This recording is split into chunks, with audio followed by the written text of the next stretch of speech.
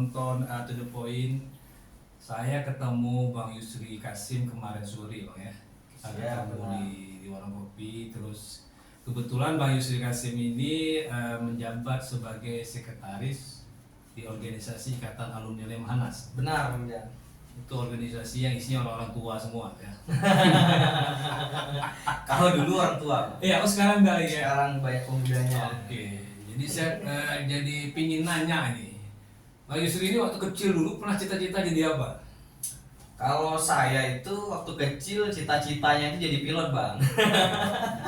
Tapi ternyata setelah saya besar, tinggi saya itu tidak memenuhi syarat pilot, jadi saya berhenti bercita-cita menjadi pilot waktu itu. Dari kecil-kecil dulu ya. Itu kan susah ya mencapai cita-cita. Jelang untuk mendapat cita-cita itu kan berbagai macam persyaratan ya kan? Benar. Ya tadi pilot kakinya harus panjang. Nah ini Bang Yusri, terus panggil Yusri aja lah ya. Yusri ini di apa tadi Lemhanas. Kok bisa sekarang anak-anak muda berkecimpung di Lemhanas? Karena setahu saya kan orang-orang tua biasanya di Lemhanas. Nah, baik, ini saya jelaskan sedikit. Jadi Lemhanas itu punya beberapa jenjang pendidikan, Bang. Kalau dulu itu Lemhanas hanya ada jenjang pendidikan PPSA, program pendidikan singkat angkatan, kemudian PPRA, program pendidikan reguler angkatan, dan ada P3DA, biasanya itu cenderung buat kepala daerah dan anggota legislatif. Sekarang itu ada yang namanya itu TAPLAI, pemantapan nilai-nilai khusus bagi pemuda, pemudi dan juga tokoh politik muda. Nah, walaupun yang tidak muda juga masih boleh ikut gitu kan. Oh, berarti sekarang kesan saya itu Lemhanas tuh kan udah senior-senior gitu ya, jenderal atau minimal kolonel atau apa. Tapi ya, hari ini nggak mesti itu lagi ya. Iya, itu untuk berdasarkan jenjang pendidikan. Jadi kalau untuk jenjang pendidikan PPRA dan PPSA itu masih berlaku.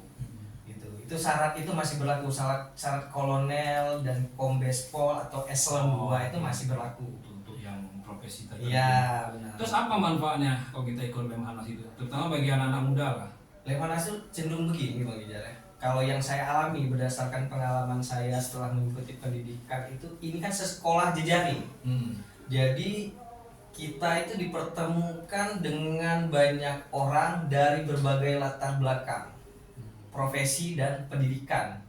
Jadi di Lemhanas ini tidak ada yang namanya itu kecenderungan suatu kelompok. Jadi di Lemhanas ini ada TNI, ada Polri, ada ASN, ada akademisi, ada ya profesi apapun profesinya gitu. Jadi di situ kita diajarkan bagaimana berjejaring, membangun berjaringan, membangun komunikasi berdasarkan wawasan kebangsaan tadi, kira-kira seperti itu. Terkait ini kan Indonesia nih sekarang ini mau pilpres. Itu kalau menurut Yusri gimana itu? Oh, kira-kira masih perlu penggemblengan lagi. Jadi terkait cawapres yang tadi dikatakan muda, dengan apakah kata muda dan pantas itu menurut saya dua kata yang berbeda, Bang. Jadi saya harus jabarkan dulu nih. Terkait cawapres muda itu menggambarkan bahwa demokrasi negara kita itu sudah matang. Artinya pemuda pun memiliki kesempatan yang sama untuk menjadi peserta pemilu. Dan menurut saya itu baik sekali bagi negara kita, karena kita lihat juga negara-negara lain, negara maju khususnya pemuda-pemudanya sudah terlibat dalam memimpin negaranya seperti itu kan. Nah, kalau terkait pantas tidak pantas ini itu kembali lagi kepada syarat dan ketentuan. Selama dalam syaratnya itu dibolehkan, bagi saya itu sudah dikatakan pantas, karena syarat itu disusun kan berdasarkan kajian-kajian dan pemikiran-pemikiran. Kalau hal seperti ini kira-kira pada anak muda biasa kan nggak mungkin ya. Nah mungkin ya Bang Yusri sebagai alumni Lemhanas kira-kira kajian gimana ya? Kalau dalam konteks ini saya nggak bicara kajian ya Bang Ijar ya, tapi saya ingin lebih menggambarkan apa yang saya lihat dan yang saya pikirkan terkait kondisi hari ini saya paham ini maksud pertanyaannya lebih ke kenapa sih ada cawapres kita yang terlalu dipaksakan gitu kan gitu kan. Ini juga sebenarnya. Saya mau Gitu kan. putar-putar ini.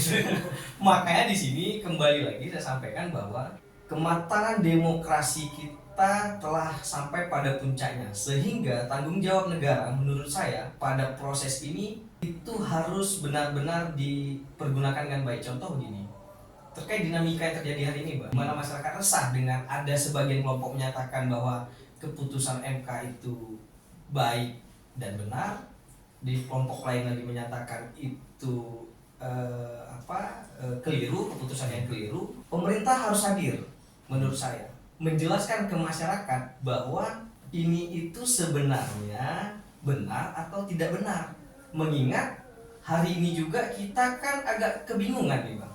Orang yang harusnya menjelaskan, berwenang menjelaskan juga tersandra karena dia juga sebagai salah satu cawapres. Misalkan nih Prof. Mahfud MD selaku Menko Polhukam, harusnya kan dia menjelaskan nih seperti biasanya gitu kan. Ini semua pemain ini. Nah, ini yang agak sebenarnya mulai dari presiden hingga menteri-menteri sekarang pemain nih.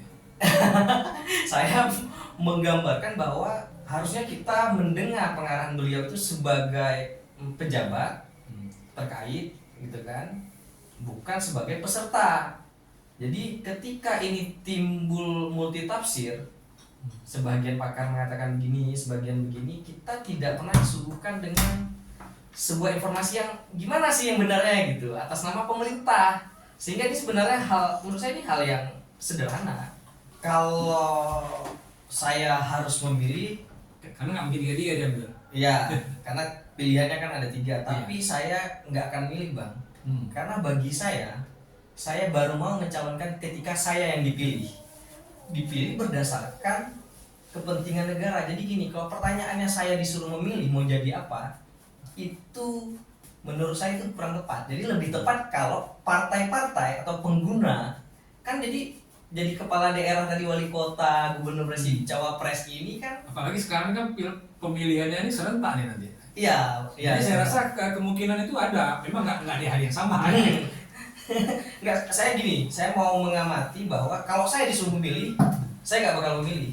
Tapi kalau saya dipilih,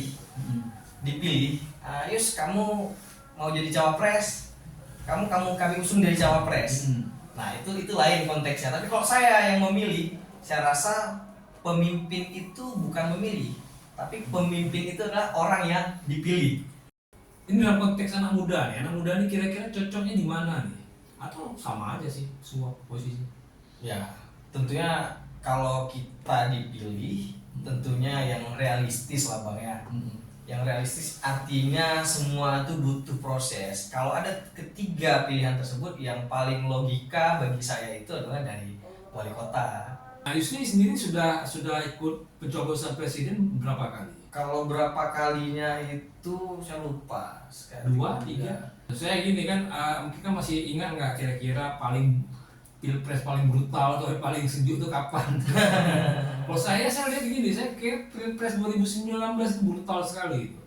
Brutal dalam artian di media sosial ya, orang boleh berkata apa saja, boleh menuduh orang lain apa saja, boleh seram lah itu. Kalau dikatakan misalnya generasi-generasi, atau saya sering sebut itu milenium, generasi milenium dan generasi saat ini itu saya sering sebutkan milenial. Jadi generasi milenium itu masih menggunakan ini istilahnya Bung Karno, beri aku 10 muda maka akan kuguncang dunia. Jadi dia mengguncang dunia hari ini masih menggunakan orang-orang, sehingga yang muncul itu terkesan suasana perpolitikan kita itu agak panas, agak seram gitu kan. Sementara kalau saya menggunakan istilahnya milenial hari ini, itu lebih begini, berikan aku 1 giga maka akan kuguncang dunia. Nah gitu. Jadi makanya kisruh dan lain-lainnya ini bergeser dari dunia nyata ke dunia online, dunia maya gitu kan. Jadi suasana perpolitikan itu teduh tidak teduh tergantung bagaimana sudut pandang orang menerjemahkan. Nah ini kan kita sering nih di handphone kita masuk berita ini berita itu secara otomatis gitu kan. Nah jadi terkesan ini mencekam, padahal negarawan-negarawan kita di Jakarta itu, di pusat itu, di pemerintahan pusat duduk bersama, ngobrol bersama, buktinya presiden ngobrol sama 3 capres, makan siang bersama. Nah kita ngapain di sini juga, kisruh kira-kira seperti itu gitu. Yusri ada rencana apa calon ke depan nggak? Sejauh ini saya belum memiliki partai politik dan saya juga belum memutuskan untuk berpolitik. Jadi saya masih sebagai profesional, masih fokus di profesional. Sampai kapan kalau ditanya, ya saya pikir sampai negara memanggil gitu kan. Artinya ketika pada saat-saat tertentu kita ini sebagai anak bangsa dibutuhkan untuk terlibat langsung, di situ mungkin saya baru memutuskan untuk ya melibatkan diri gitu, mengabdi lah istilahnya. Kan karena Yusri bukan PNS kan, bukan? Iya, bukan. Dia kan bebas ya, Iya. bebas tuh partai politik. Kira-kira ada nggak partai politik yang udah serg gitu di hati? Kalau nggak sebutkan nama juga nggak apa-apa. Kalau partai politik nggak serg, jadi saya yang serg gitu. Saya begini bang, politik itu kan siasat. Bagi saya ya, saya menilai politik itu siasat. Jadi sampai hari ini belum ada partai politik yang memiliki siasat yang cocok dengan cara berpikir saya. Nah belum ada bukan berarti tidak ada ke depannya ya. Jadi ini sampai hari ini belum ada, belum ketemu gitu. Kalau bahasa anak muda sekarang sefrekuensi ya. Ya sefrekuensi gitu kan. Ya, mudah-mudahan nanti ada partai politik yang sefrekuensi kan, karena kalau saya lihat profil Yusri cocok nih. Cocok di partai politik kan, muda, fresh gitu kan. Kalau di film Hongkong tuh ada namanya muda dan berbahaya gitu. Young and dangerous. Bukan berbahaya gimana, tapi Pak ide-idenya itu ya. Iya. Baik, ada lagi mau sampaikan kira-kira? Saya rasa cukup ya. Ya mudah-mudahan nanti ke depan kita ngobrol-ngobrol lagi kan di podcast To The Point ini ya. Kita coba ngobrolin lah berbagai tema-tema atau topik-topik di masyarakat secara to the point ya. Langsung apa adanya. Oke, penonton terima kasih sudah menonton. Mudah-mudahan ada manfaatnya. Assalamualaikum warahmatullahi wabarakatuh.